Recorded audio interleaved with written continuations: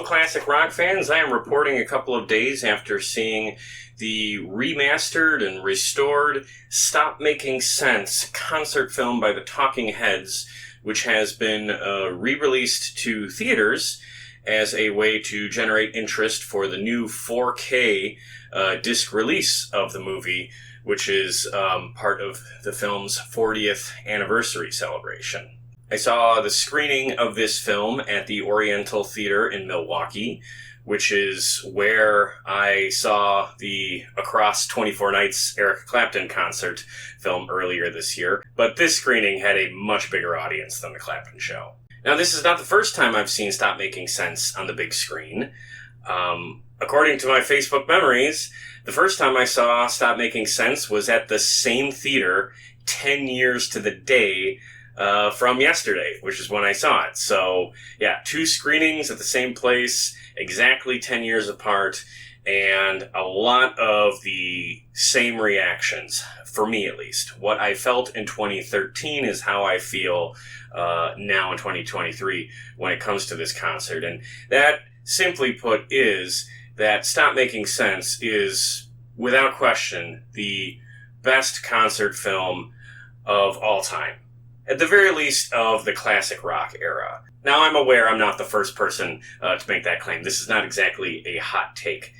But when I saw it the first time in the theater, I believe it was part of the Milwaukee Film Fest, because the Milwaukee Film Fest for years and years, as a tradition, would play Stop Making Sense at least once, and that would turn into a very well-attended show that would include a bit of a dance party. People wouldn't just sit in their seats. They would get out in the aisles and dance through the shows, and it became very popular. I remember there was a different year I was trying to go, but the tickets had sold out because this was such a beloved event.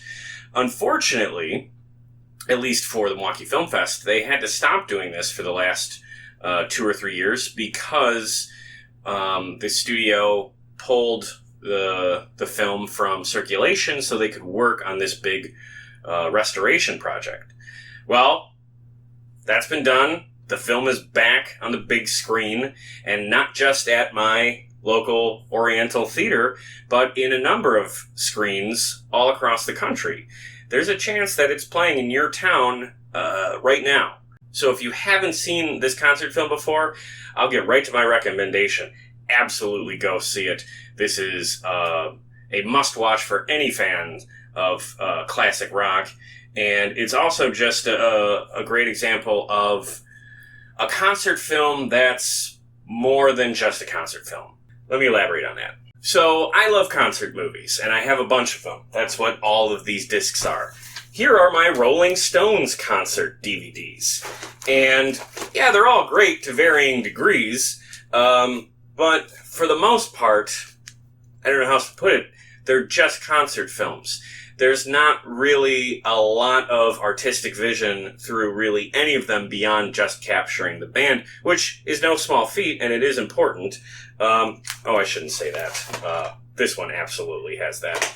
But concert films like these are meant to basically capture the band as they are on that tour and make them look good, and then move some units. Stop Making Sense is more than just a concert movie. It has a very clear vision. It's almost an immersive experience. There's a lot going on in that concert film that is not present in really any others. And it also captures the band in a way that most concert films don't. So I've watched a lot of concert films because I love them. Unfortunately, many of them, from a directorial perspective, get a bit formulaic. And what I mean by that is that there's basically really 2 versions of concert films, at least for classic rock artists. When it comes to classic rock concert DVDs, there's the style that's basically a rotation of 10 different camera shots that hold on a member of the band for about 5 to 10 seconds and then cuts to the next member of the band or the next camera angle. So, 5 to 10 seconds of the guitar player, then 5 to 10 seconds of the singer, then 5 to 10 seconds of the drummer, and then 5 to 10 seconds of a wide shot, and then it rotates through that Maybe there's a crane shot with a little bit of movement, but these are mostly just static shots of the band in action, making the music the focus and not the cinematography. And that's fine. There's nothing wrong with that.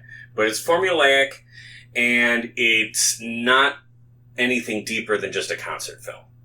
Now, the second version of that is more or less the same exact thing, except instead of 5 to 10 second shots, it's 1 or 2 second shots. 1 second shot of the singer, 1 second shot of the guitar player, 2 second shot of the drummer, whatever. And it's just sped up to give the impression that there's more energy. It's more manic show. It's, there's more going on. And that can actually get kind of really annoying. So I guess I prefer the former. But in both cases, it's very standard and very formulaic, and it's not meant to really tell much of a story. It's just meant to capture the band playing a live show. Nothing wrong with that, but that's not what Stop Making Sense is. Stop Making Sense is a next level. Stop Making Sense involves costume changes, it involves lighting changes, it involves the stage construction as the show goes on. There's a lot of moving parts, even though it doesn't necessarily look like that when you see the film. In fact, it looks pretty seamless, and that's because that's how good the band and the crew were. The crew for the band is a big part of the show. There's several crew members that have little moments all through the concert. And in most concert films, the director would really make a point to not show the crew, to do whatever they can to cut around whatever the crew is doing. But that's not what the director of this film, Jonathan Demme, did. Jonathan Demme absolutely did allow members of the crew to have some screen time, and some of them even have little moments of interaction with members of the band. And all of that is positive. It makes for a more fun experience. Stop making sense. Stop making sense. Stop. And I guess that's my overall point, is that what makes this concert film so spectacular is not so much the fact that it's the Talking Heads at the height of their power, although that's huge. It's more, I think at least, Jonathan Demme's directorial vision.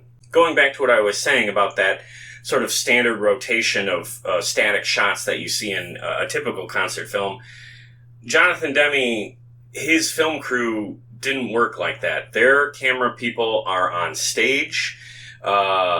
There's moving cameras. There's long extended shots if there's like a dance sequence. There's shots from backstage. There's shots that are focused on the backing band instead of the primary band members. There's a big variety.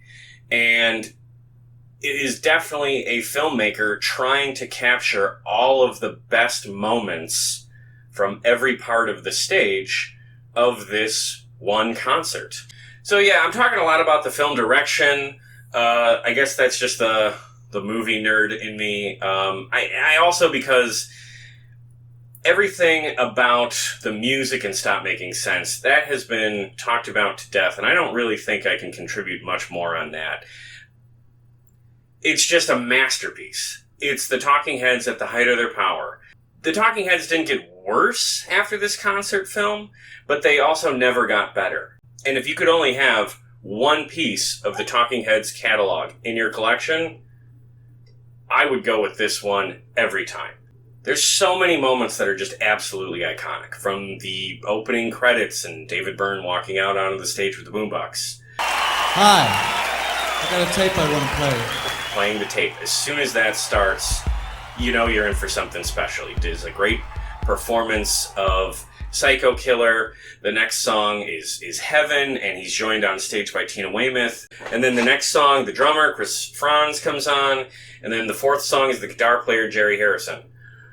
Speaking of Jerry Harrison, oh my gosh, I buried the lead at the screening that I went to here in Milwaukee. Jerry Harrison was in attendance, and he did a Q&A with a host from the Milwaukee film after the show. So that was absolutely awesome. I got to hear from Jerry about the film. He didn't talk too much about the film specifically. A lot of the questions were kind of more just about what he was up to nowadays, and that was fine. But yeah, it was really special to watch this concert film and then see one of the principal cast members, if you will, come out on stage and talk a little bit about it afterwards. And the reason Jerry was at the show is that Jerry Harrison is a Milwaukee native. If you're not familiar with his solo work, by the way, you should absolutely check out the song Rev It Up by his band Casual Gods. That song is fucking awesome.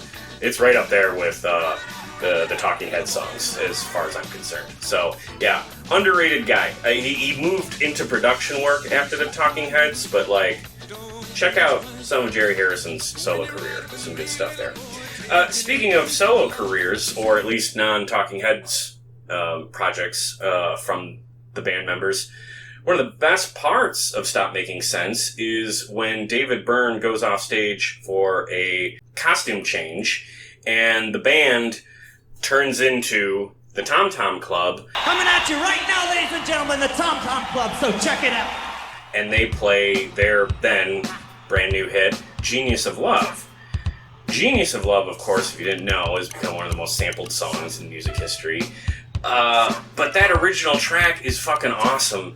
And this live performance, again, at least for me, is the best performance of that song ever. And I'm including all of the versions of songs that sample that track, too. It never gets any better in a live setting than in Stop Making Sense. It's just so fucking awesome. And that really kickstarts the big finale of the show, because as that song winds down, the camera then cuts to this great silhouette of David Byrne in his iconic big suit. And then he comes out for Girlfriend Is Better, and he sings that in the suit, does the, famous dancing, and the concert just ends on, a couple of songs later, all of which are jams, on a super high note. If you like music, you can't help but dance. If you like concerts, if you like live music, you can't help but just stare and enjoy the just goofy dancing that David Byrne is doing in this suit. And then, of course, there's the other moment in the concert where he brings the lamp out on stage. I think it's during This Must Be the Place, and he's just dancing with the lamp. Just fantastic. You just can't take your eyes off him. It's a great spectacle. And I will say this. I'm quite aware that the Talking Heads are not what you would call a hard rock band, okay? That's not what I'm about to say here. But what I am about to say, I can't stress enough. I think the performance of Burning Down the House in this concert film goes harder than any other live performance of any song in the classic rock era. I thought about this for a while. I know there's videos of Led Zeppelin and Queen at Live Aid and, maybe the Beatles on the rooftop. There's all these iconic moments, and I won't take away anything from any of those amazing artists or those performances. This isn't to put anybody down, but I just don't think rock and roll ever punched as hard as the Talking Heads do with Burning Down the House from this concert film. So, if nothing else, that's why you get this in your collection. The live performance of Burning Down the House is just amazing. If you like music, this is going to hit you. And maybe it hit so hard for me because I was watching it on the big screen, and that is significant. And this is why I'm really encouraging anybody who's a fan of classic rock to see this in the theater when you can. Yes, you should buy the re-release if you want that for your collection. I'm definitely going to. I can't believe I didn't have this already on DVD. Definitely slipped my mind. But when they were playing Burning Down the House yesterday, when I saw the film, it reminded me of this thought that I had 10 years ago at that same theater when I saw Stop Making Sense the first time, which was just that no one has ever rocked harder. Like, that is the hardest that classic rock has ever gone. Maybe I'm overselling this because I just saw it, but I defy you to go see this film in a theater and really absorb when they play Burning Down the House and tell me a different classic rock performance that hits harder than that. I don't think you can do it. I would probably disagree. I'm probably always going to stand by this song. And in a way, it sort of made me understand why David Byrne left the Talking Heads and never wanted to go back. It's because they effectively peaked.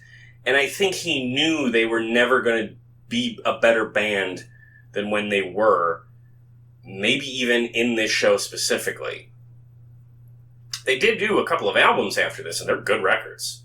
A couple of my favorite songs are, from them in the mid-'80s. But if you're watching this concert film, you see the Talking Heads hit their ceiling. It's a very high ceiling. It very well may be the ceiling of concert films as a whole. So, yeah, I could kind of see where he was just like, I'm not going to do any better with this band. I've got to see what I can do on my own. So, I don't love that he did that, but I guess maybe I understand it a little bit more. And I think that's pretty much everything I got to say about this concert film. It's not exactly a new product, but the re-release looks great. Seeing it on the big screen is definitely the way to go, because I think you'll notice more stuff than if you just watch it at home. But I also think you should have this concert film in your collection if you're a fan of classic rock. It's something that if you like watching live music, you'll definitely watch it more than once. So it's worth getting the physical disc instead of just seeing if it pops up on streaming somewhere. I never really know where to find concert films on streaming services anyway, so I always prefer to have a physical copy of a concert film I enjoy. So I'm definitely going to be getting this remastered release. I'm glad they've done it. I know a lot of care and effort went into it, but I'm not here to sell you that disc. I'm here to sell you on the idea of going to see this in the theater on the big screen. It is cinema as much as it is music. And frankly, even though I love all of these concert films that I have, that's still a rarity, because these are primarily music, which is awesome. But most of them aren't exactly cinema. Stop Making Sense is both, and it's an A+ on both fronts. So you absolutely will not be disappointed. Okay, thank you very much for watching this review. If you're interested, you can also check out the review I did of the concert film Across 24 Nights by Eric Clapton. That was released earlier this year. You can find that on this channel, and I'll link it into the description below. Otherwise, if you're a fan of classic rock, I do concert reviews, not concert films, but actual concert reviews, and I promise I've talked about a band that you're a fan of, so please check that out. And again, if you're a fan of classic rock, you might also want to check out the podcast I do. It's all about classic rock. We've had a lot of fantastic guests on this year, and we have a lot more fun stuff coming up.